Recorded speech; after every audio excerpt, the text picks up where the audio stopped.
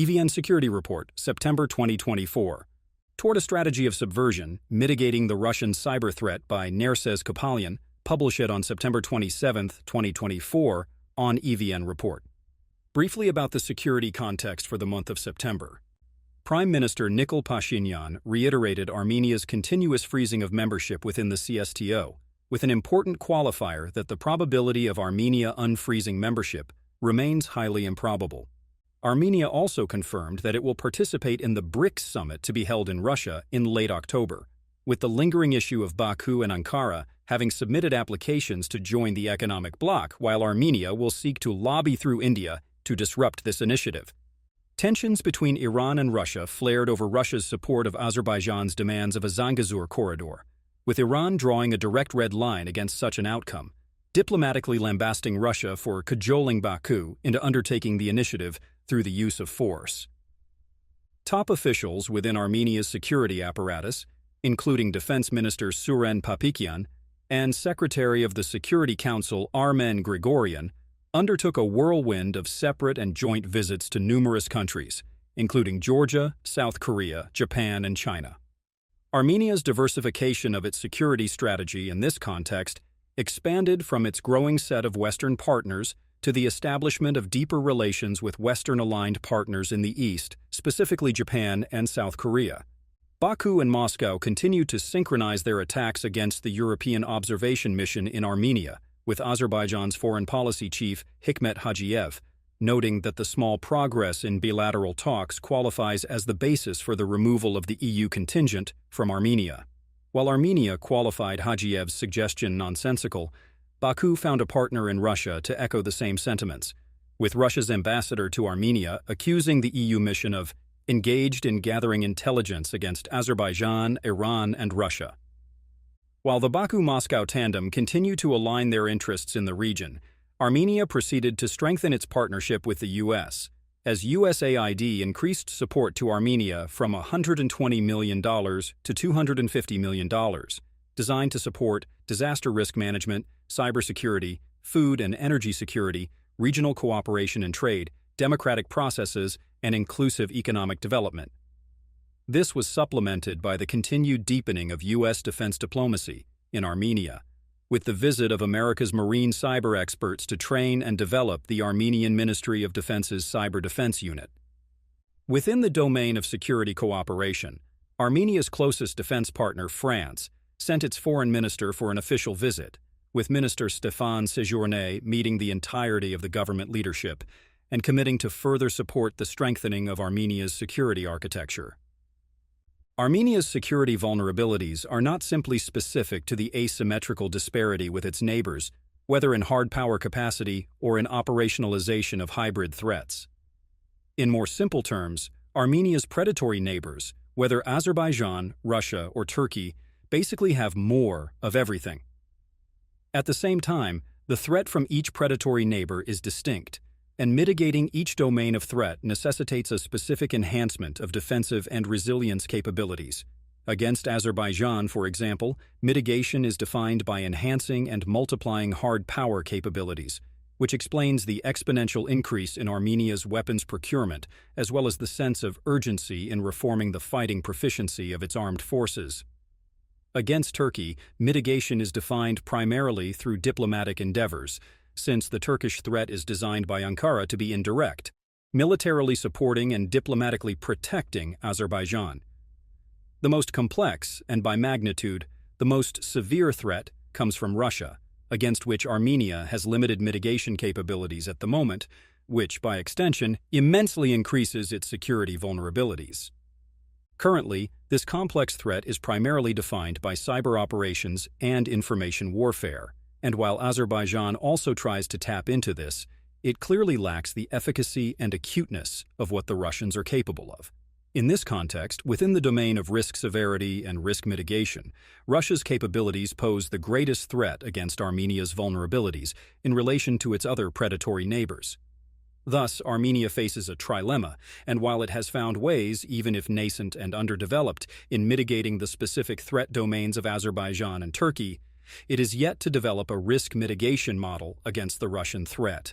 To address this conundrum and to remediate the trilemma, This report introduces the concept of subversion as a risk mitigation instrument. More so, the strategic utility of subversion will be qualified as an important asymmetrical capability that Armenia can exploit when mitigating threats from predatory neighbors. Cyber conflict and Russia's unpeace. For the first 2 weeks of September, U.S. Marine cyber experts undertook training with the Armenian Ministry of Defense's Cyber Defense Unit within the context of the Defense Cyber Operations Exchange Program. The objectives of such collaborative efforts do not require much deduction, but they nonetheless pose two important questions. What is the strategic utility and independent utility of Russia's cyber warfare against Armenia? And what is the combat effectiveness of Moscow's cyber operations? In more simple terms, can we measure how Moscow's cyber operations have helped it achieve its political objectives against Armenia? Considering the fact that the use of virtual weapons is designed to expand the range of possible harm and outcomes between the concepts of war and peace, Moscow is seeking to establish a strategic state of unpeace. In this context, how can Armenia minimize the operational effectiveness of Russia's objectives, with operational effectiveness being defined as the capacity of an actor to produce the desired effects against a target? Fortunately, a large body of research demonstrates that cyber operations in general tend to fall short of achieving the set objectives or the strategic utility sought by the initiators of cyber warfare. The extent to which such endeavors fall short, or put in another way, the extent to which the defending state is able to mitigate the cyber operations unleashed against it, is the important qualifier in understanding how Armenia can tranquilize the severity of the Russian cyber threat. Moreover, developing a mitigation model against Russia's cyber operations enhances the overall security architecture of Armenia, for the same mitigation model can more easily be applied against Azerbaijan's cyber operations, which are much weaker and ineffectual when compared to Russia. Within the context of empirically understanding Russia's success or failure rate at utilizing cyber operations and applying the ascertained data to develop Armenia's risk mitigation model, three important findings stand out. First, between 2013 to 2022, Russia undertook 5 major disruptive cyber operations against Ukraine, seeking to engage in election interference, sabotage, and economic dislocation. Collectively, all of these major cyber operations failed to achieve their objectives, which very likely served as an underlying reason for Russia to transition from cyber and non-kinetic warfare to conventional warfare in its invasion of Ukraine. Second, as a paradigmatic example of cyber-enabled low-intensity conflict involving one of the world's leading cyber powers, Russia, against a much weaker adversary, one would surmise that the strategic utility for Moscow would have been robust. Yet such was not the case. And third, the failures of Russia's subversive operations offers a window in understanding how to develop one's own subversive capabilities that can effectively mitigate cyber threats. An intelligence theory of subversion. At its most fundamental level, subversion is an instrument of power used in non-military covert operations, with its defining characteristic relying on the secret exploitation of vulnerabilities in the system, social, political, institutional, military, etc., targeted. Relying on the body of work in intelligence studies, subversion is to be understood as a set of acts and practices designed to control, manipulate, and exploit the targeted system to produce detrimental outcomes against the adversary. In this context, subversion's reliance on exploitation distinguishes it from warfare and diplomacy, the two traditional instruments of power in security competition. Intelligence research shows that subversion holds great strategic promise due to two key properties of exploitation: secrecy and indirect reliance on adversary systems. Findings identify two strategic benefits of secrecy: lowering of escalation risks and plausible deniability for intervening in the affairs of adversaries. Thus, subversion leverages an adversary's own capabilities against its own systems to produce effects. Collectively, subversion offers a less expensive and risk-averse alternative to direct confrontation, while also offering asymmetrical benefits for an actor with limited resources. In the case of Armenia, an intelligence model of subversion will seek to exploit the adversary's system not to cause detrimental outcomes, but rather to mitigate and curtail the adversary's ability of inflicting detrimental outcomes. The objective is to leverage the adversary's own capabilities, in this case, Russia's cyber operations system, against itself to increase the probability of failure. In this context, an Armenian strategy of subversion can be more accurately qualified as a strategic state of counter-subversion. This approach fully aligns with Armenia's policy of deterrence by denial and its resilience strategy of dehybridization. Moreover, the development of any mitigation model that reduces the efficacy of Russian cyber operations will, by definition, also reduce and even diminish the cyber threats from Azerbaijan. In this context, counter-subversion strategies within the domain of cyber defense exponentially increase Armenia's resilience capabilities. And while the threat from Russia is much more severe than the threat from Azerbaijan in this domain, the quantitative threat from Azerbaijan remains higher. The ability to absorb and mitigate qualitative shocks via Russia or quantitative shocks via Azerbaijan rely on a foundational premise. If a model of mitigation demonstrates level of success with the former, it will produce a much higher level of success against the latter. Based on the available empirical evidence of Russian cyber operations, scope and breadth of tactical capacity, and range of functional implementation, an operationalizable case study will be provided of how an Armenian strategy of subversion can mitigate the Russian, and when collaborating, the Russo-Azerbaijani cyber threat. Within the domain of cyber operations, three fundamental variables determine and shape operational effectiveness: operational speed, scope and scale, and secrecy. Operational speed is defined as the time required from starting an operation to producing desired effects, while scope and scale pertain to the intensity and severity of effects. Secrecy pertains not only to maintaining anonymity during operations, but also the extent of control that is established over the targeted system and the detrimental effects produced due to such control. In layman terms, this is the formula that Russia operationalizes when undertaking large-scale cyber attacks. Further, this is the system that defines Russia's cyber operations. Its cyber threat against Armenia functions within this system.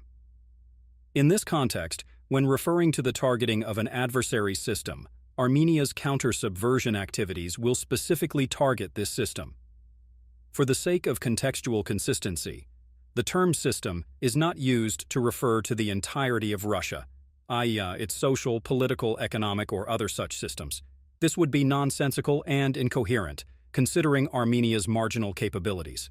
Thus, the term system is qualified in a categorical way: the system of operations that Russia functions in when carrying out cyber attacks.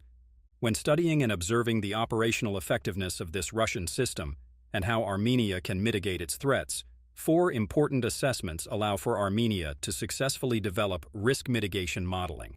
First, Armenia can constrain, though it cannot fully disrupt, the first variable of operational effectiveness: operational speed. For Russia, speed is always a problem, as seen in many of their major operations, because identifying vulnerabilities and developing means of exploitation require reconnaissance and tactical flexibility against the target. Both processes take time, and by creating complex and sophisticated obstacles, Armenia may not stop Russian operations, but it may be able to cogently slow it down. Second, with respect to the second variable of operational effectiveness, scope and scale, assessments of Russian cyber operations demonstrate that the need to establish access to target, Ukraine, Armenia, Moldova, etc., systems without detection limits the intensity, scope, and scale of effects. In this context, Armenia's risk mitigation model must primarily concentrate on developing mechanisms that create difficulties for Russia in being able to establish access to the targeted systems in Armenia. While Armenia cannot fully stop the ability of Russian penetration and cyber engagement by virtue of enhancing its detection capabilities, it can robustly diminish the intensity, scope, and scale of the Russian threat. Third, the need for secrecy as the last variable of operational effectiveness tends to limit Russia's ability of establishing control over the targeted systems, since the degree and level of control increases the likelihood of discovery. Namely, there is an inverse relationship between robust levels of exploiting and controlling a system and the likelihood of these activities being discovered by the targeted country. Fourth, and this is perhaps the most crucial, mitigation modeling shows that the three effectiveness variables of Russian cyber operations are not only interconnected, but are also negatively correlated. A gain in one variable tends to produce losses across the other two variables. Thus, the higher the operational speed, for example, the less intensity and control Russian operations tend to achieve. In the domain of risk mitigation, what we learn is that improving one variable tends to produce corresponding losses across the remaining variables within Russian cyber operations. Increase of operational speed, for example, increases risk of discovery, which decreases the ability to establish control. At the same time, lowering the risk of discovery diminishes intensity, scope, and scale, while also disrupting operational speed. Why is all of this important? Armenia's counter-subversion capabilities can achieve success in disruption of Russian cyber operations without coming anywhere close to matching Russia's capabilities.